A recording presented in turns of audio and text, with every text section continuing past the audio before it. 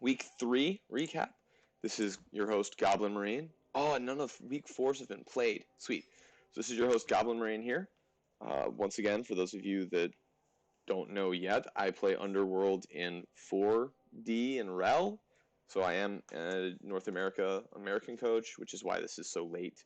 I don't expect any of you to be watching live, which is a little unfortunate. But doing here, trying to make some content. So hopefully you at least can watch the VOD of this and enjoy having something said about your division.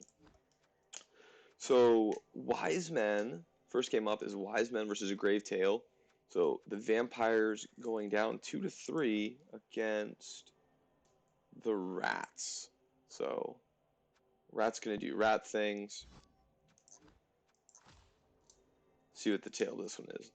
34 armor breaks for the Vampires to 13 for the Rats. Still lost 3-2. One death. That's no good. Somebody died. Ooh. Agi busted lineman taking the MVP. That's really, really unfortunate. 3 passes to 1. An interception for the Rats. That's pretty funny. Quite a lot of blocks this game. 43 from the Vampires is pretty good. The Rats taking about 2 a turn also. Inflicting more injuries and KOs. The Rats are. I don't know if they have a killer yet. We'll see. Yeah, that's a lot of removals though. 12 Cavs, one of which was 12 removals, half of which were Cavs, one of which was a death for the Vampires. That's just losing players. Fair bit of SPP though. Yeah, 16 for the Vamps and what is that? Like 23 for the Rats. The Rats went off. Tons of dice chucked on both sides. These Vampires having AV7 against Mighty Blow. So if the Rats have Claw Mighty, that's really bad armor. Unless the Rats all have Mighty Blow, this is pretty bad armor. The injuries are about what you would expect, but rolling a lot of them, it looks like. So 13 failures here should give you 13 here. But 28 seems like a lot of bad bloodlusts. Yes, a lot of bad bloodlusts. No good. No good. So some of these had to have been rerolled because there's 13, which means there's 15 outstanding. 50-50 on casualties is about right. Dodges coming in at Agi 4 dodges. Hypno Gaze is not working out either. So the Vamps 55 ones. So there it is right there. And it doesn't appear from these dice like those were on armor rolls or on Kaz rolls. Just trying to do things and not getting them. And that's just rough when things don't work for you. The Rats, Rat Ogre, seem to behave reasonably well. If some of these were 4 pluses, that's fine. If these were all 2 pluses, then that's not great, obviously. Not really breaking, though. Not really breaking easily. Armor rolls somewhere between AV7 and AV7 Mighty Blow. So, man, it just looks like the Vampires had a lot of trouble establishing their gaming, doing what they wanted there. Cha-Cha's versus Twitch Thoughts. So this is Chorps versus Chaos. Okay. Chorps winning 2-0. 16 armor breaks to 7. That's not a ton of armor breaks. 46 blocks each. 6 and 2 versus 2 and 1. So probably it was just AV8 versus AV9 here. Really not getting the ball for the Chaos. So I'm not sure what happened, but the Chaos never, not once in this game, picked up or caught the ball. And it's pretty hard to win if you can't get a handle on the ball at all. Like if you never have the ball, clearly you can't score. Some good old John Maddening right there. You gotta have the ball if you want to score. Gory Underworld picking up a level on the MVP. Had the level before it, so well on his way to 16. Maybe that's bloat. I don't know. But Alinity picking up the MVP, going from 15 to 16 and taking a level. So that's not terrible. Really rough game for the Chaos, though. 7 SPP is a hard game. 15 for the Chorfs isn't bad for a Chorf game. Um, you know, and 2-0 helps that. Trumpets Choir versus Unix Dinosaur. So that would be Lizardmen, obviously, versus Elven Union. And the Elves took it, or the Elves lost 0-1. Oh, this was, yeah, so this is an admin decision then. This one was not played. I don't know how you have 2 touchdowns, but it's 0-1. That's pretty interesting. So this was an admin game. Yeah. You just have 16 SPP for the Lizards. But 2 of them being Saurus helps. Oh, this must be where the color thing is making problems.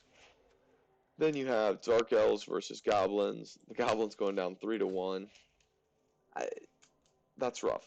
Dead Goblin stealing the MVP is, well, maybe it's okay because Goblins don't get that much better with the second level, but still unfortunate that it didn't go to a Troll. But they're picking up a level, always good for the Dark Elves.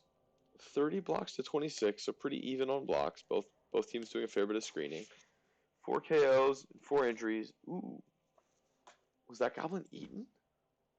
Is that what happened there? Because it wasn't an injury roll.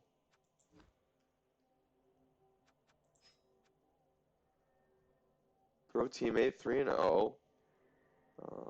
Where's the hungry? Really stupid. I'm not seeing a really hungry roll. That's interesting. Did they foul at all? I don't know how that goblin died then. I don't know what happened there. Elves doing elf things, dodging acceptably. Armor was not great. So this is somewhere around AV7 with partial Mighty Blow on this. So this is not good for AV8, even against Mighty Blow.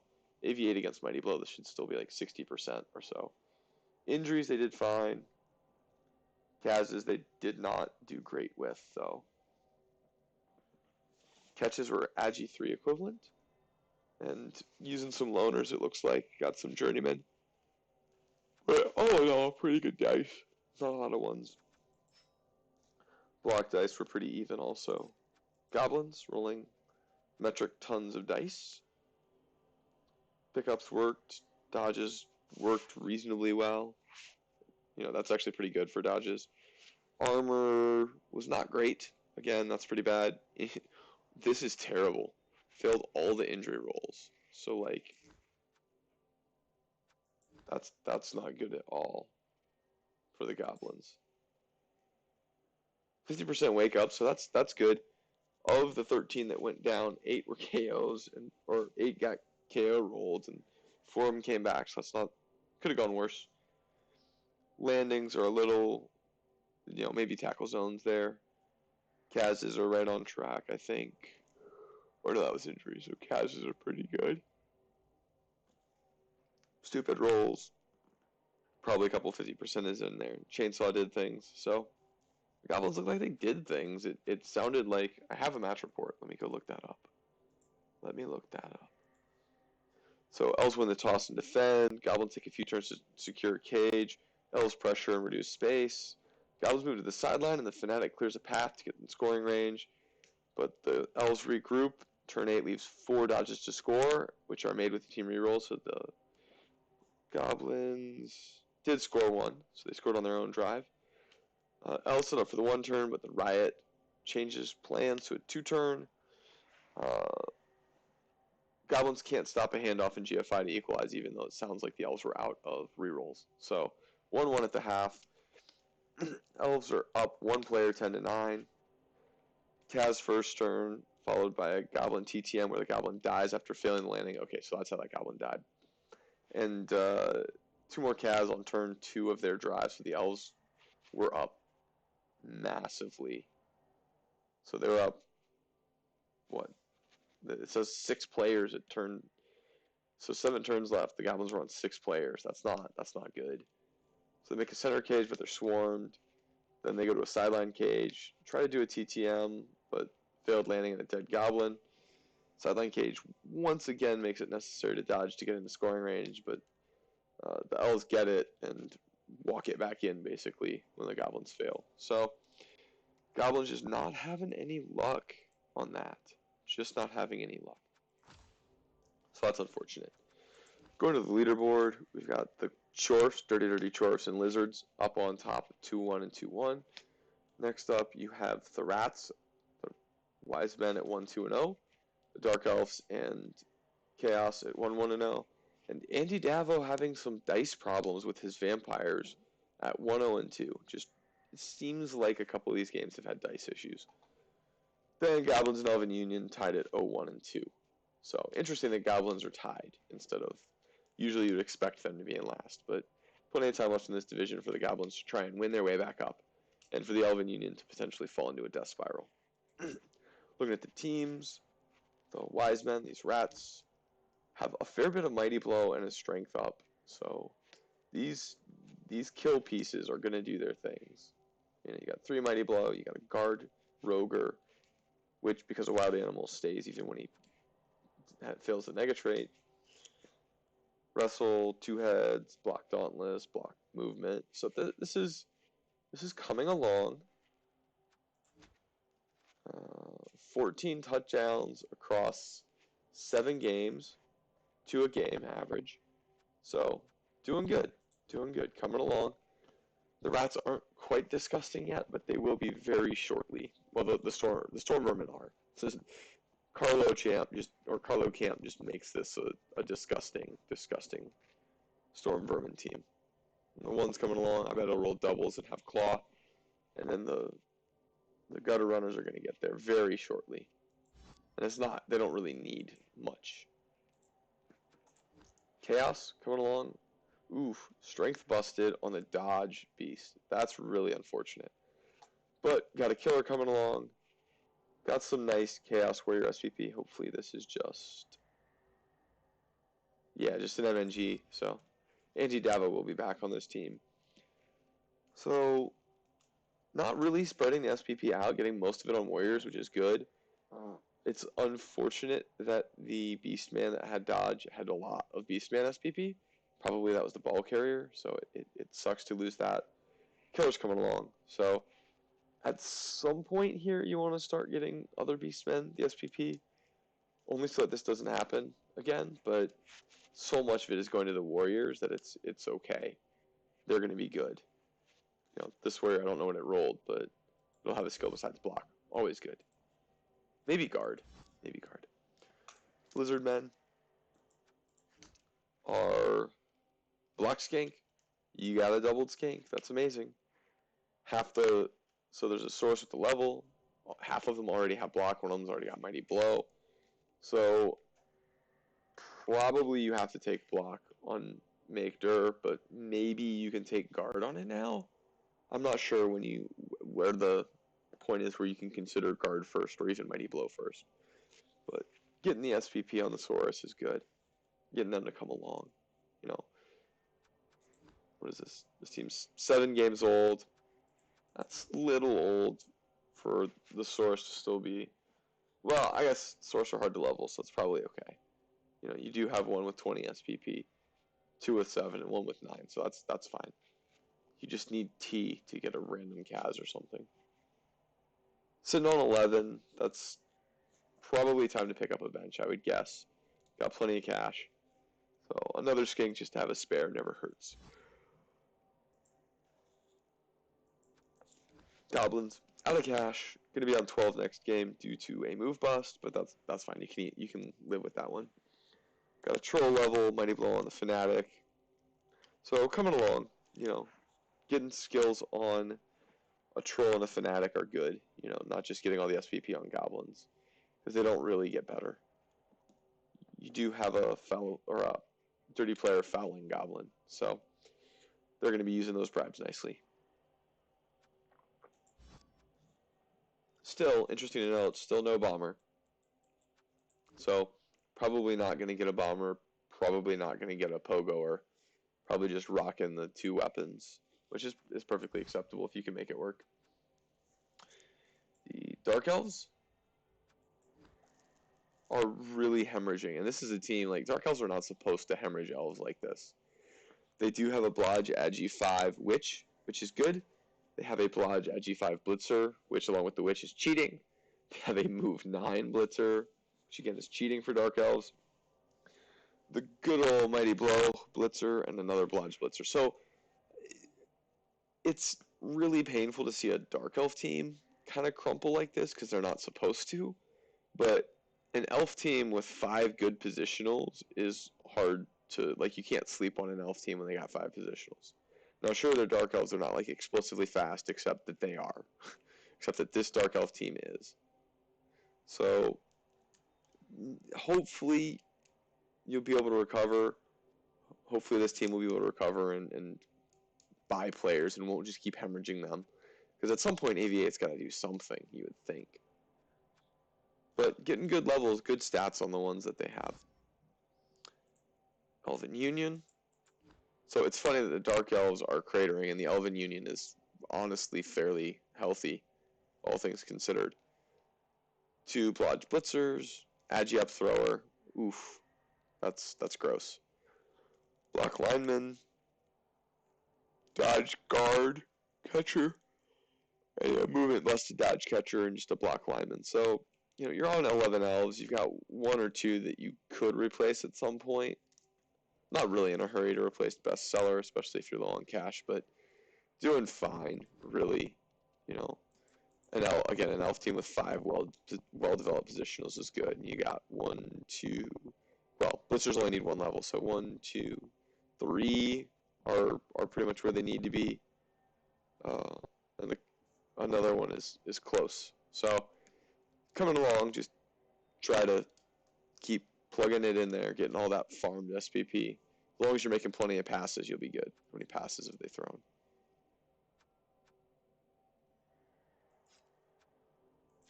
Why are successful passes not on this page? That's annoying. Let's see if the thrower will tell us how many passes he has thrown. Come on. Maybe.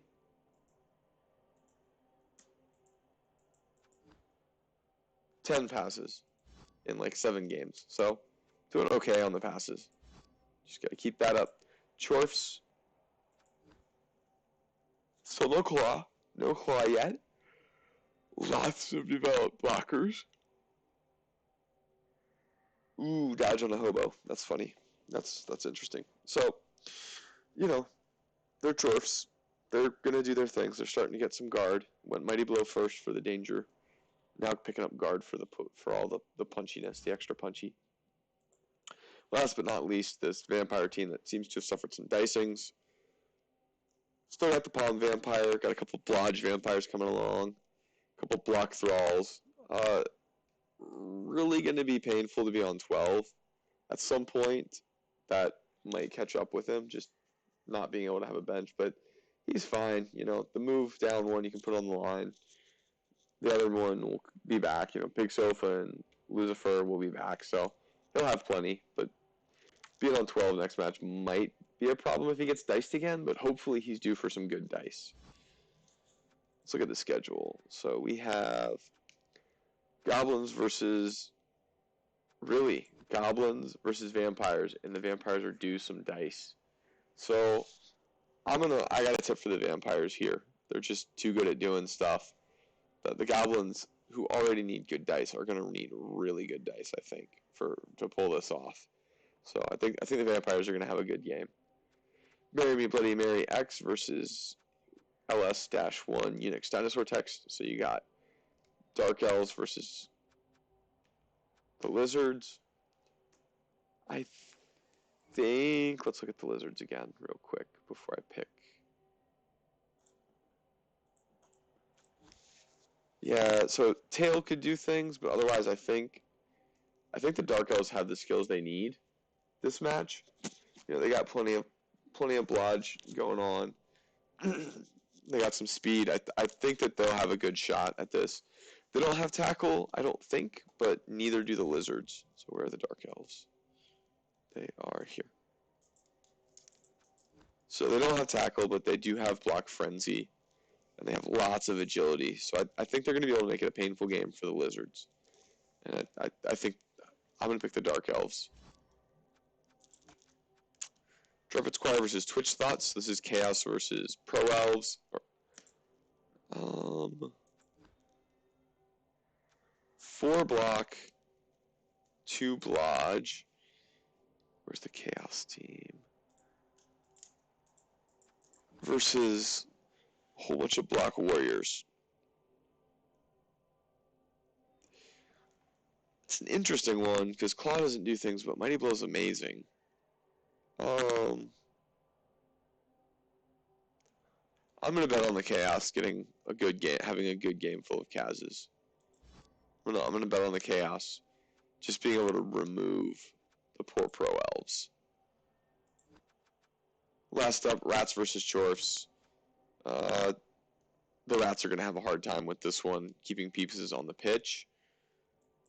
If the Chorfs are disciplined, I think the Rats lose, honestly.